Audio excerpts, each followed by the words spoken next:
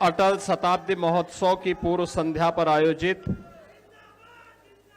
अटल गीत गंगा का आज के समारोह में मुख्य अतिथि के रूप में उपस्थित देश के लोकप्रिय और कर्मठ रक्षा मंत्री लखनऊ के माननीय सांसद आदरणीय श्री राजनाथ सिंह जी,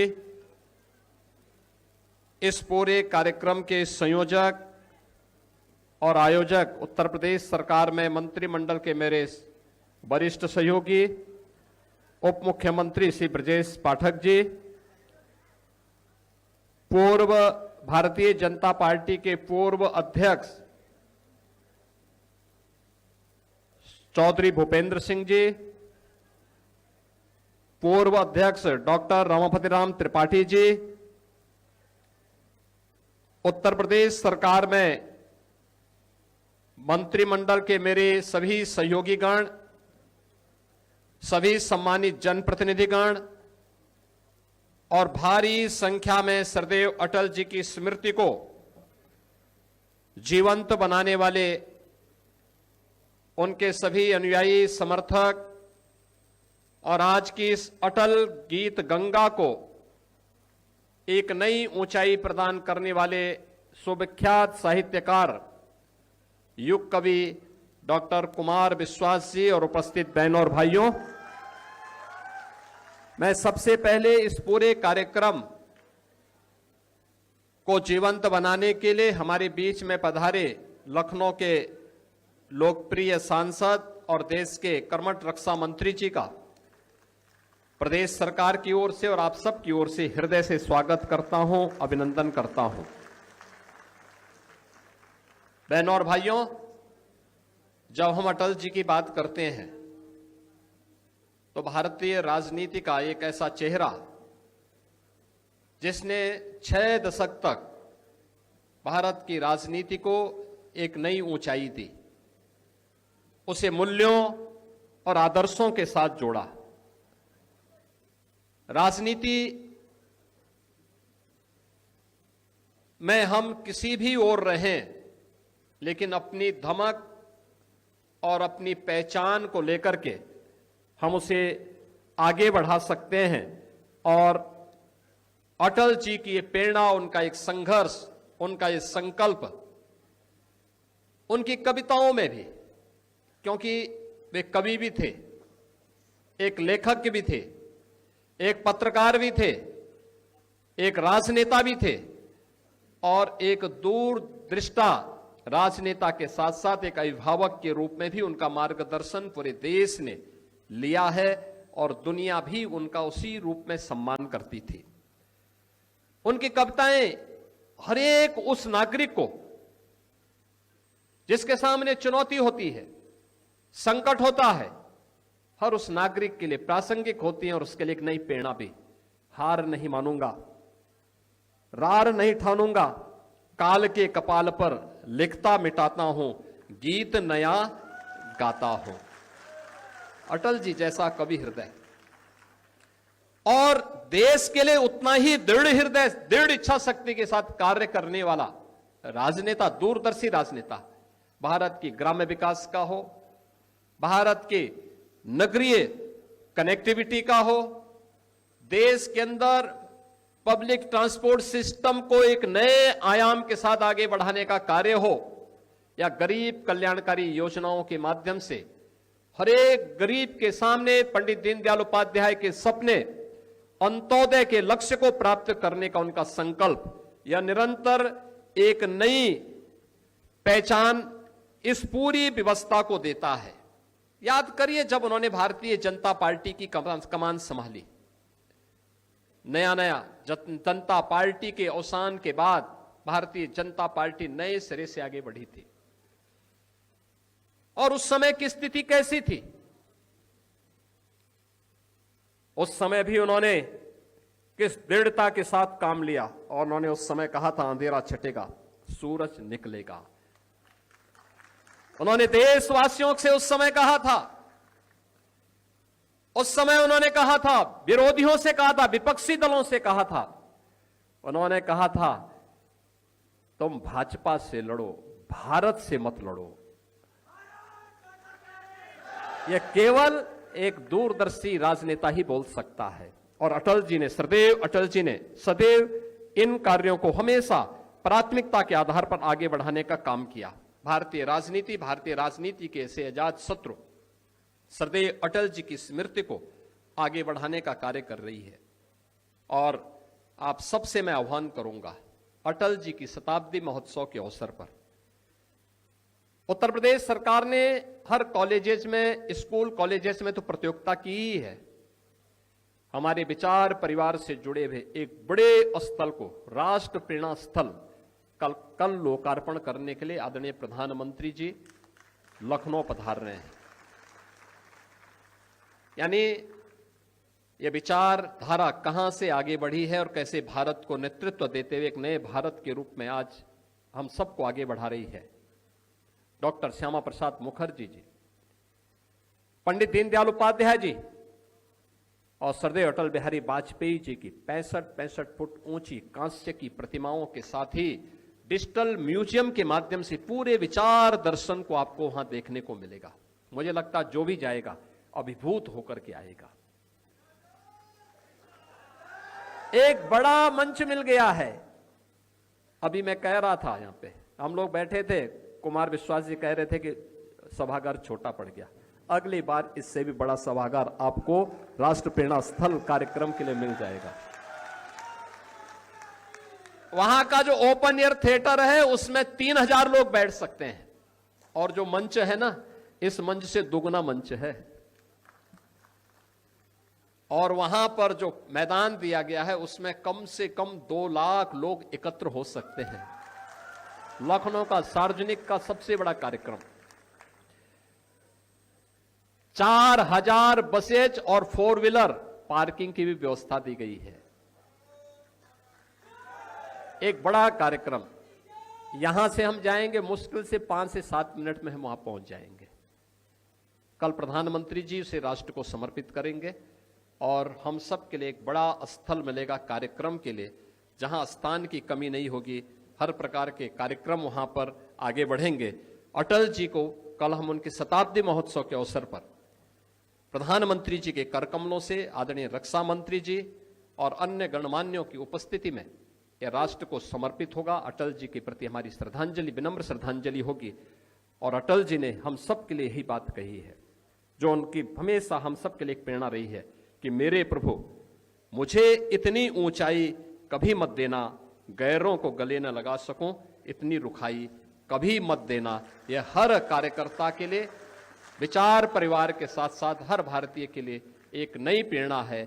मैं एक बार फिर से अटल गीत संध्या के इस अवसर पर मैं आप रक्षा मंत्री जी का, आप सबका हृदय से अभिनंदन करता हूं। सरदेव अटल जी की स्मृति को नमन करते हुए नम्र श्रद्धांजलि अर्पित करता हूं। धन्यवाद। जय हिंद। बहुत बहुत धन्यवाद। रक्षा मंत्री लखनऊ के माननीय सांसद आदरणीय श्री राजनाथ सिंह जी,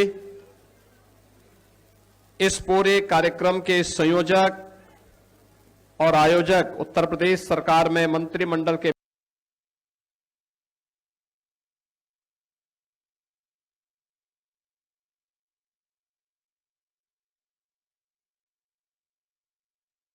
प्रतिकार करेगा। एक बार करवट तो बदले, सारा जग जयकार करेगा। माननीय रक्षा मंत्री आदरणीय श्री राजनाथ सिंह जी। जब इन्होंने भूमिका बनाना प्रारंभ किया तभी मैं समझ गया कि अब मुझे आमंत्रित करेंगे। इसलिए पहले ही उठकर मैं यहां आ गया। उत्तर प्रदेश के यशस्वी माननीय मुख्यमंत्री श्री योगी आदित्यनाथ जी और हमारे श्री ब्रजेश पाठक जी, उप मुख्यमंत्री, पूर्व अध्यक्ष भारतीय जनता पार्टी से रमापत राम जी त्रिपाठी और श्री भूपेन्द्र जी चौधरी, और एक को तो परिचय कराने की जरूरत नहीं है, नाम भी न लें तब भी काम चल जाएगा, कुमार विश्वास जी, और यहाँ की महापौर।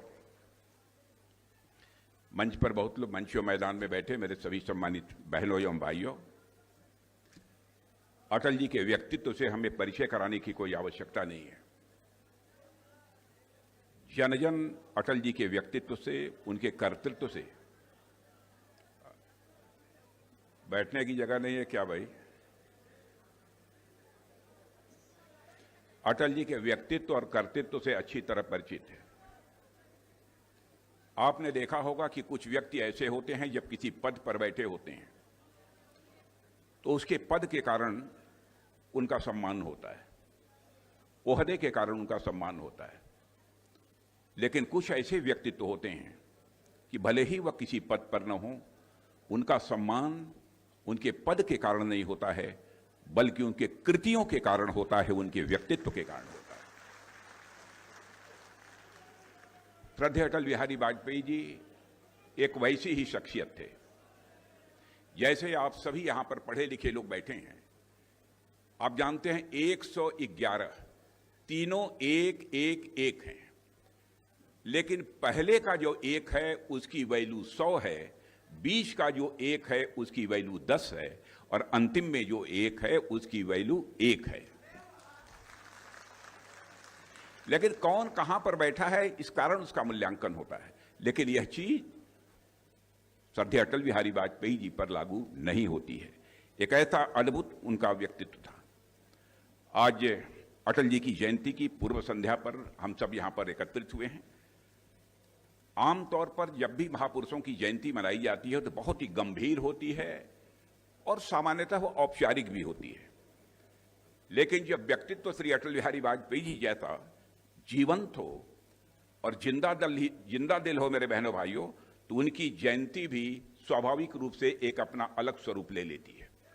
मैंने देखा है कि जब भी उनकी जयंती का कार्यक्रम होता है, भले ही वो हमारे बीच नहीं हैं, लेकिन उनको श्रद्धांजलि अर्पित करने के लिए लोगों के अंदर एक ललक होती है, और जो भी कार्यक्रम आयोजित होते हैं उन कार्यक्रमों में लोग भाग लेते हैं। यह खुशी की बात है कि इस आयोजन का माहौल मैं मानता हूं न तो औपचारिक है, न ही बहुत बोझिल है, बल्कि अपनत्व और आत्मीयता से यह पूरी तरह से भरा हुआ है। ठीक वैसे ही जैसे अटल जी का जीवन और उनका व्यक्तित्व था जो हर किसी को छू जाता था, और इसको जीवंत बनाने के लिए मैं समझता हूं कि भारत के ही नहीं बल्कि दुनिया के माने जाने कवि भी यहां पर मौजूद हैं। उनका नाम लेने की जरूरत नहीं है, आप सभी अच्छी तरह जानते हैं। साथियों, अटल बिहारी वाजपेयी जी का जहां तक प्रश्न था, सार्वजनिक जीवन की उथल पुथल और शोर शराबे में भी कविता के कोमल स्वर को सदैव उन्होंने जीवित रखा है। एक जनप्रिय नेता के रूप में से अटल बिहारी वाजपेयी जी देशवासियों के मन पर अमिट छाप उन्होंने छोड़ी है, इस सच्चाई को भी कोई नकार नहीं सकता है। लेकिन उतनी ही गहराई से उन्होंने अपनी कविता के माध्यम से लोगों के दिलों को जीतने में भी उन्होंने कामयाबी हासिल की है। हम सभी इसे स्वीकार करते हैं। और जिन दिनों अटल जी 10वीं कक्षा में पढ़ते थे, शायद आपको जानकारी होगी कुछ लोगों को, उन्होंने अपनी लोकप्रिय कविता जो पहली लिखी थी, हिंदू तन मन हिंदू जीवन रग रग हिंदू मेरा परिचय, यह कविता उन्होंने लिखी थी। और 10वीं कक्षा में पढ़ने वाले छात्र की उम्र ही क्या होती है, लेकिन उस समय इस कविता को सुनकर बहुत सारे बड़े बड़े दिग्गजों ने, विद्वानों ने कहा कि यह व्यक्ति सामान्य व्यक्ति नहीं है, बल्कि यह व्यक्ति भारत का भविष्य है। अटल बिहारी वाजपेयी जी के बारे में उस समय ही लोगों ने कहा था। सन 1942 में कालीचरण कॉलेज के ओटीसी में कैंप लगा था, और उस समय राष्ट्रीय स्वयंसेवक संघ के सरपंच संघ चालक गुरुजी उसमें मौजूद थे। जब उनके सामने उन्होंने यह कविता पढ़ी तो पूरा का पूरा सभागार ही तालियों की गड़गड़ाहट से गूंज उठा था। साथियों, अटल जी से मैं समझता हूं कि लखनऊ के लोग विशेष रूप से, जो कम आयु के लोग हैं उनके बारे में तो नहीं कह सकता, लेकिन बड़ी आयु के लोग हैं, अधिकांश लोग किसी न किसी प्रकार, किसी न किसी रूप में अटल जी के संपर्क में आए हैं। अटल जी की यह बात कोई हम कभी नहीं भूलते। अब बराबर चित्त में मैं बैठा कर रखता हूं, और जहां पर भी मेरा कार्यालय पार्टी का राष्ट्रीय अध्यक्ष रहते हुए अथवा जहां कभी बना, अपने रक्षा मंत्रालय में भी इसको लगवा कर रखा है कि छोटे मन से कोई बड़ा नहीं होता, टूटे मन से कोई खड़ा नहीं होता। और मैं कहना चाहता हूं, सचमुच यह बात तो हमारे अंदर तक बैठ गई है। और मैं अक्सर सार्वजनिक सभाओं में भी इसे समय समय पर दोहराता रहता हूं। बराबर अटल बिहारी वाजपेयी जी इस बात के लिए सजग रहते थे कि ऊंचाइयों पर व्यक्ति प्रायः अकेला हो जाता है। जब भी बड़ी ऊंचाई हासिल होती है व्यक्ति अकेला हो जाता है। पद, प्रतिष्ठा और बड़े दायित्व कई बार हमें लोगों से दूर कर देते हैं। यह बोध उनके मन में हमेशा रहा कि ऊंचा होना और अलग थलग हो जाना दोनों एक बात नहीं है। उनकी सबसे जानी मानी कविता ऊंचाई भी, उस कविता का नाम ही उन्होंने ऊंचाई रखा था, ऊंचाई भी इसी भाव को व्यक्त करती है। और यह कविता उन्होंने 1992 में पद्म विभूषण की उपाधि प्राप्त करने के बाद यह लिखी थी। इस कविता में अटल जी ने लिखा है, जरूरी यह है कि ऊंचाई के साथ विस्तार भी हो। जरूरी यह है कि ऊंचाई के साथ विस्तार भी हो, जिससे मनुष्य ठूंठ सा खड़ा न रहे, जिससे मनुष्य ठूंठ सा खड़ा न रहे, औरों से घुले मिले, किसी को साथ ले और किसी के संग चले। यह अटल बिहारी वाजपेयी जी ने लिखा था। और यह कहा जा सकता है मेरे बहनों भाइयों कि अटल जी के जीवन में ऊंचाई के साथ साथ विस्तार भी था। इसी कविता की अंतिम पंक्तियां है कि हे प्रभु, मुझे इतनी ऊंचाई कभी मत देना, गैरों को गले न लगा सकूं, इतनी रुखाई मत देना। जो अभी अभी हमारे योगी जी ने इस कविता को आप सबके समक्ष प्रस्तुत किया है। मित्रों, मैं याद दिलाना चाहता हूं 1998 की बात है। अटल जी अस्वस्थ थे और न्यूयॉर्क के अस्पताल में उनका इलाज चल रहा था। उस समय उन्होंने एक कविता लिखी थी और वह धर्मयुग में छपने के लिए उन्होंने उस समय भेजी थी। और उन्होंने संपादक को लिखा कि हो सकता है यह पंक्तियां कविता के लायक न हों, लेकिन ये मेरी जिंदगी का दस्तावेज है। भले ही यह पंक्तियां कविता के लायक न हों, लेकिन यह मेरी जिंदगी का दस्तावेज है। और यह कविता अटल जी के विषम से विषम परिस्थितियों में भी कभी हार न मानने वाली भावना का मैं मानता हूं सबसे सुंदर चित्रण है। उन्होंने लिखा था, टूटे हुए सपनों की कौन सुने सिसकी, टूटे हुए सपनों की कौन सुने सिसकी, अंतर की चीर व्यथा पलकों पर ठिक ठिक ठिठकी, हार नहीं मानूंगा, रार नहीं ठानूंगा, काल के कपाल पर लिखता मिटाता हूं, गीत नया गाता हूं। कैसा विलक्षण व्यक्तित्व था। और आप सब जानते हैं कि अटल जी जितने गंभीर थे उतने ही विनोद प्रिय थे। और लखनऊ के लोग तो विशेष रूप से उनके इस व्यक्तित्व से परिचित हैं। हंसते हंसते भी अटल जी बहुत ही गंभीर बातें बोल जाया करते थे। एक बार कुछ लोगों ने उन पर आरोप लगाया कि वह बहुत फर्म नहीं है, अटल जी आप बहुत दृढ़ नहीं हैं। तो उन्होंने इस अंदाज में कहा, क्यों आपने कहा? मैं आपसे कहना चाहता हूं कि आप नहीं जानते, भूल गए क्या, मैं अटल भी हूं लेकिन साथ ही बिहारी भी हूं।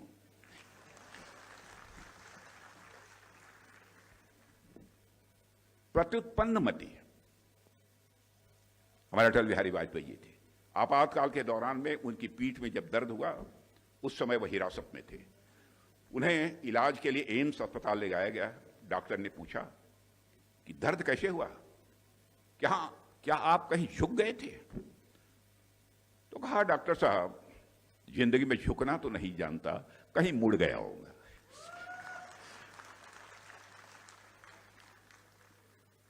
इसी बात से प्रेरित होकर अटल जी ने आपातकाल के विरुद्ध एक कविता लिखी थी कि दांव पर सब कुछ लगा है, दांव पर सब कुछ लगा है, रुक नहीं सकते, टूट सकते हैं मगर हम झुक नहीं सकते। एक घटना मैं आप सबके रखना चाहता हूं, 2006 की है। कुछ पत्रकारों ने अटल जी से पूछा, क्या इराक ऑयल कॉन्ट्रैक्ट घोटाले में कांग्रेस को बचाने के लिए पूर्व विदेश मंत्री नटवर सिंह को बलि का बकरा बनाया गया है? तो अटल जी ने जानते हैं क्या जवाब दिया? जब पूछा लोगों ने क्या उस पर पर्दा डालने के लिए, उस भ्रष्टाचार पर नटवर सिंह जी को बलि का बकरा बनाया गया था, तो उन्होंने मुस्कुराते हुए जवाब दिया, मैं शाकाहारी हूं। बहनों भाइयों, एक बार जब अटल जी पाकिस्तान के दौरे पर थे, ध्यान से सुनिएगा, जब एक बार वो पाकिस्तान के दौरे पर थे तो एक अविवाहित महिला ने उनसे कहा, उनके भाषण से प्रभावित होकर, आप मुझसे शादी कर लें, लेकिन मुंह दिखाई में मुझे कश्मीर दे दें। तो उन्होंने कहा कि मैडम, मैं भी आपसे शादी करने को तैयार हूं, लेकिन दहेज में मुझे पूरा पाकिस्तान दे दीजिए।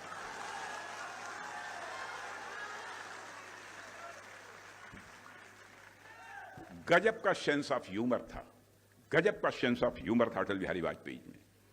एक बार जब कांग्रेस के नेता श्री वाईवी चौहान कुछ समय के लिए जनता पार्टी में शामिल हुए और फिर दोबारा जब कांग्रेस में चले गए, तो एक रैली के दौरान अटल जी ने कटाक्ष करते हुए कहा कि हमने चौहान साहब से पूछा कि ये आपने क्या किया, तो उन्होंने उत्तर दिया कि अब हम घर वापस आ गए हैं, तो कोई उनसे पूछे कि तो क्या अब तक वो ससुराल में थे। अटल जी के भाषणों की सबसे अच्छी बात यह थी कि जब वह विरोधियों पर भी हमला करते थे, मेरे बहनों भाइयों, कभी भी मर्यादा का अतिक्रमण नहीं किया। सबसे बड़ी विशेषता वो थी। एक बार हिमाचल के प्रदेश के मुख्यमंत्री वीरभद्र सिंह जी का नाम आपने सुना होगा।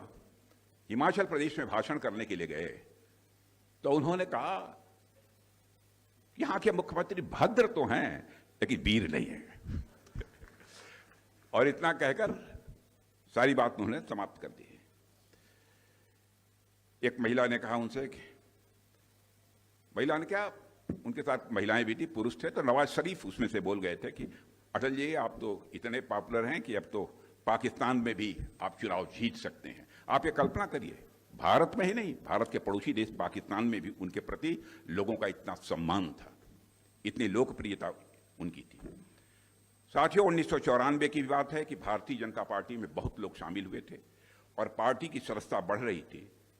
तो इस बात को भी अटल जी ने अपनी काव्य शैली में बड़े अनूठे ढंग से बयान किया था। एक सभा में उन्होंने कहा था, यों बड़री अखिया लखी, यों बड़री अखिया लखी, आंखिन को सुख होत, यानी जैसे सुंदर बड़ी आंखों को देखकर आंखों को सुख और आनंद मिलता है, वैसे ही अपने वंश या परिवार को बढ़ता हुआ देखकर मन को अपार खुशी होती है। और जिस समय यह बात उन्होंने कही थी, मेरे बहनों भाइयों, मैं स्वयं उनके साथ था। और हम सब के लिए गर्व का विषय है और यह प्रसन्नता का विषय है कि आज हमारी भाजपा के पहले राष्ट्रीय अध्यक्ष आदरणीय अटल बिहारी वाजपेयी थे। उनके आज हमारी भाजपा वो विश्व की सबसे बड़ी राजनीतिक पार्टी बन गई है। अटल जी ने लिखा है, चीर निशा का वक्ष, चीर निशा का वक्ष पुनः चमकेगा दिनकर, चीर निशा का वक्ष पुनः चमकेगा दिनकर। वे स्वयं भी सूर्य की तरह भारत की राजनीति के क्षितिज पर चमकते रहे और हमेशा वो चमकते रहेंगे, ऐसा मेरा पूरा विश्वास है। इन्हीं शब्दों के साथ उनकी स्मृति को नमन करते हुए मैं अपना निवेदन समाप्त करता हूं। बहुत बहुत धन्यवाद, बहुत बहुत आभार माननीय रक्षा मंत्री जी का।